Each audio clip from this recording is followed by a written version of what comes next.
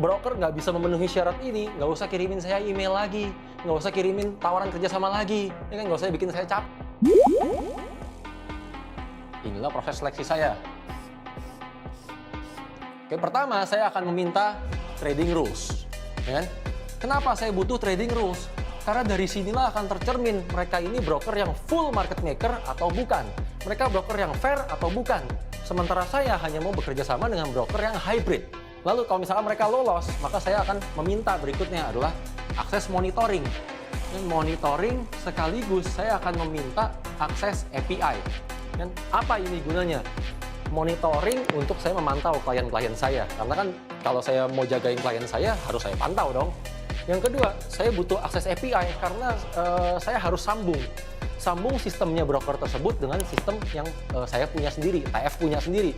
Kalau pada step ini brokernya nggak bisa kasih, nggak usah kerjasama. Dan pada fase ini setengahnya hilang. Saat mereka bisa memenuhi syarat ini, oke, berikutnya akan masuk fase berikutnya, yaitu adalah screening. Dan screening ini maksudnya apa? Saya akan melakukan pengecekan terhadap price fit-nya mereka. Gimana saya melakukannya? Saya akan lihat history data, history harganya dari broker tersebut, ya kan? Dan saya akan apa ya, semacam kayak cek berdasarkan tradingan saya yang sudah terjadi. Dan kalau tradingan saya yang sudah terjadi saya lakukan di broker tersebut sejak dulu, hasilnya sama atau enggak? Ya kan? Kalau hasilnya jomplang, hasilnya timpang banget, berarti kan ada yang salah dengan brokernya. Kalau pada fase ini berhasil lolos, berarti price fit-nya beres, saya akan terusin lagi ke fase berikutnya. Apa fase berikutnya? Tes. Ya kan?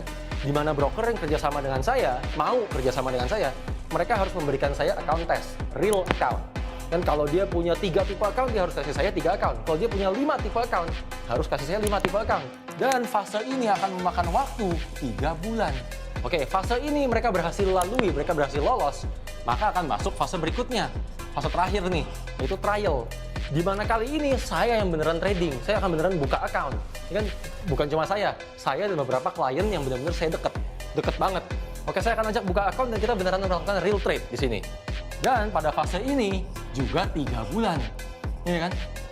Oke, selama di sini nggak ada masalah semuanya, karena kan kenapa? Takutnya kan pas di account test dibagus-bagusin. Iya. Giliran udah real bermasalah, ya kan? Itu.